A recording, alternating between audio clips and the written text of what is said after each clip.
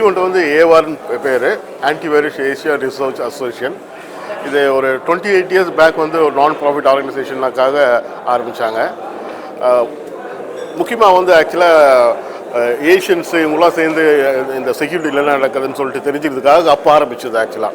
ஏன்னா அப்போ Americans west people மட்டும் தான் இன்ட்ராக்ட் பண்ணுறாங்க. அது மாதிரி ஆரம்பித்து இப்போ இன்றைக்கி அது ஒரு பெரிய லெவலில் வந்திருக்கு ஆக்சுவலாக. இதுக்கு நான் பொறுப்பை எடுத்து ஒரு 3 வருஷமாக ஆகுது ஆக்சுவலாக. ஸோ அப்போது அதுலேருந்து இன்னும் கொஞ்சம் டிஃப்ரெண்ட்டாக ஃபோக்கஸ் பண்ணலான்னு சொல்லிட்டு, ஏன்னா சைபர் செக்யூரிட்டி ரொம்ப இம்பார்ட்டன்ஸ் ஆகுது.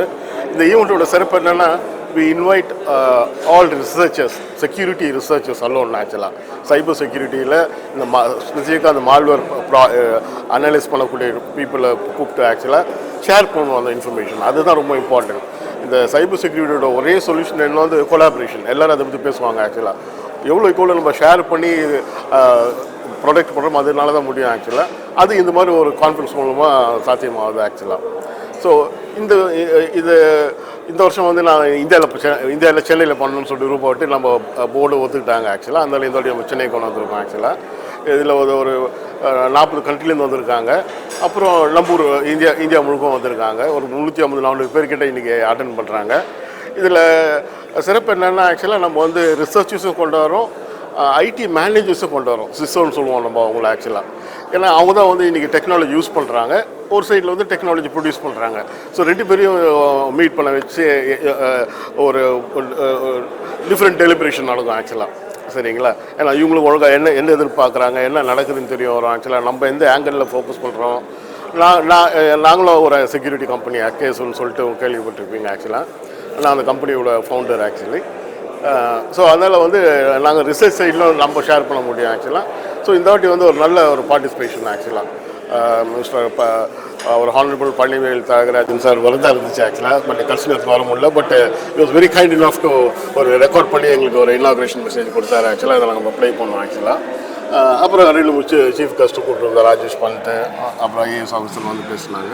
ஸோ ஒரு சக்ஸஸ்ஃபுல்லாக இப்போ இதுக்கும் போயிட்டுருக்கு. 2 நாள் ரொம்ப எக்ஸைட்டிங்காக இருக்கும். வெரி இன்ட்ரெஸ்டிங் பேப்பர்ஸ் நம்ம கோலாபரேட் பண்ணுறோம் ஆக்சுவலாக.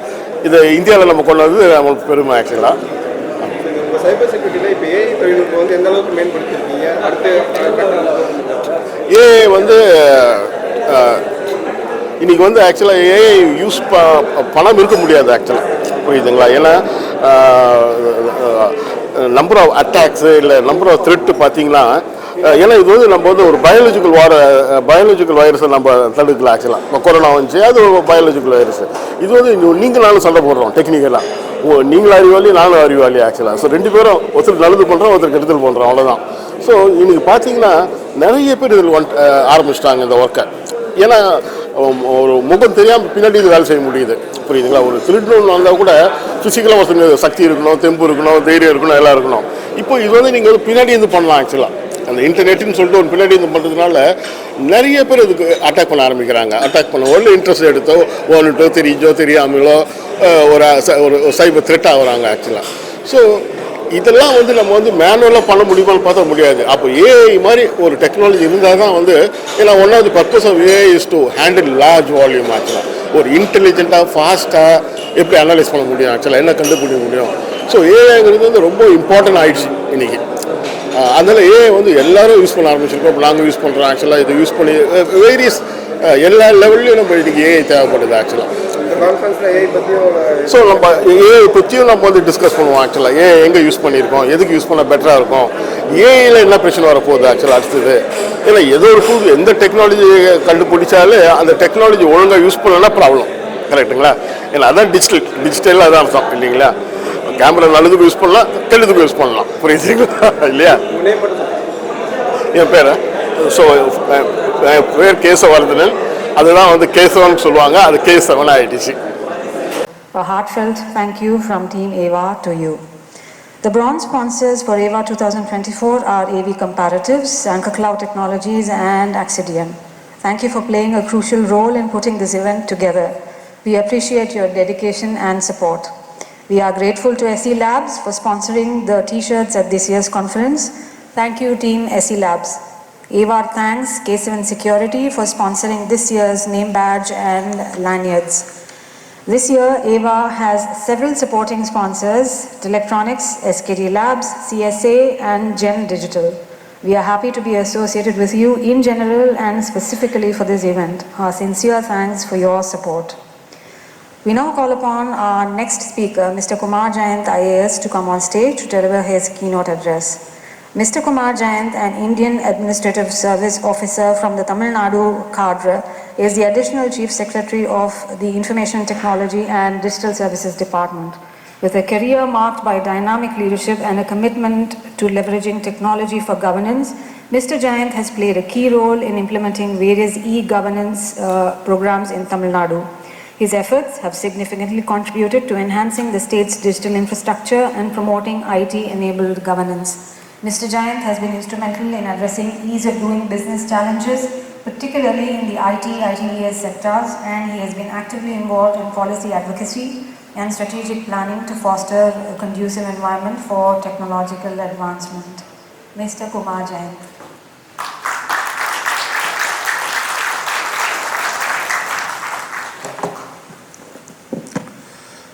Good morning to all the participants. First of all, let me apologize. I was supposed to come earlier than this, but at this point of career, it is very, very difficult to maintain timing. In fact, I landed late night and 6-7 days I have not been in office, so there's too many things happening. And because of technology, you can't be out of office even if you're physically not there. So you have to be continuously being, even 10 minutes delay on WhatsApp these days is not looked at with kindness, either by your superiors or by your subordinates, saying that you have not given the direction. So with this preamble, let me congratulate the gathering for joining together on discussing a very, very important issue which is very aptly named as a battle. Because being in government, we are very conscious of this fact. I think Lieutenant General has just gone, he would have given in detail that it is actually not unlikely a physical battle where we are continuously battling direct attacks. And India's geopolitical situation being what it is not as if we have to deal with the regular cyber threat operators of countries where people are sitting there in a scam creating environment where a data center and people have been trained and asked to go on phishing and other attacks. We have actually dedicated state-sponsored teams from various countries whose only job is to keep attacking Indian infrastructure, in particular government infrastructure, to cyber infrastructure, to see what vulnerability exists and how it can be done. We have seen recently a lot of intrusions in sectors, in systems which were not very critical, in the sense that a department creates a website and then that department moves to a new version, but the previous version is kept alive because we are very bad at record keeping. So then that gets hacked. Or we launch a new version of the even core government website that the previous website is still lying somewhere unattended on the websites, and then that get hacked. That also is in the same server, so that becomes a problem. So I think with the national government, we have a good tie-up, and a new cyber security handling infrastructure has come up at the center. We have also recently launched our second version of the cyber security policy, and we are on the way to create our own teams which will be handle various aspects of cyber security in a much better way.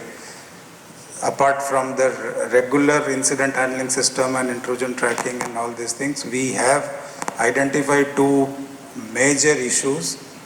One is common across the world, across the social spectrum. The other is government specific, where our own developers are guided by 100, 200, 300 agencies and departments who develop their own portal for providing services or for doing their organization's job. These developers, despite the existence of guidelines, they are not very well aware of how the log has to be structured, what are the exact steps to be taken to make it intrusion proof to whatever extent it can be possible. So that is our identified thing, training our own people, in the sense that training people who don't have to do anything with cyber security, but who are regular developers, or who are part of the departments who are getting the developments or getting the portals made or getting the next versions of software. They should be trained enough to recognize that it is a basic imperatives and what are the basic good practices, guidelines while you are developing a portal, so that security audit is easy. Vulnerability testing itself is lagging, which we are trying to shore up our capacity.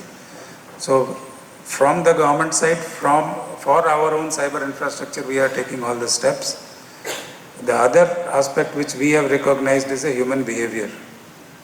And if you go to the cyber crime angle, most of it is dependent on human behavior, because we are very greedy. If somebody says, I will give you something for free, give me 5 rupees, I will give you 10 rupees. So give 5 rupees easily.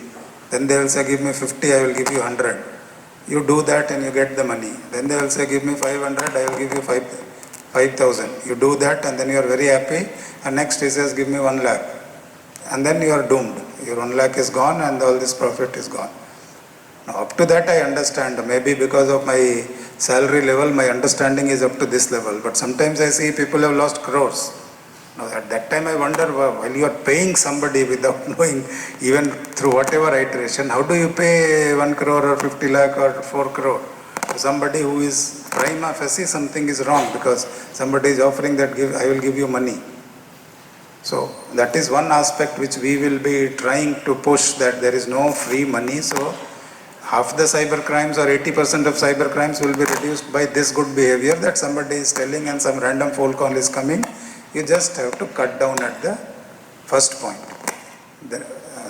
I realize that in the cyber crime angle which we have gone through, the problem is that the scamsters are so smart that their whole iteration process is psychologically wonderful. Once you enter that loop, it is very, very difficult to stop at a point and say, wait, what is happening? Something is wrong. So we have been giving the message that the first point is the best point to cut. If you get a random call, something seems wrong, just cut there. Don't try to talk to the next step and the next step and next step, because then it becomes very, very difficult. You get emotionally and socially, psychologically conditioned to feel that something great is happening. The other point which we feel in government is a major issue is a constant bugbear of your cyber security industry, that is password management. Now, or we can say access management. In government, the idea of computerization, when it was introduced decades ago, was sold that it will make your life easy. People will be able to access it from anywhere. Bosses will be able to see it anywhere. MIS will be accessible to the whole sector. As a result, in general, access control has not been to the desired extent.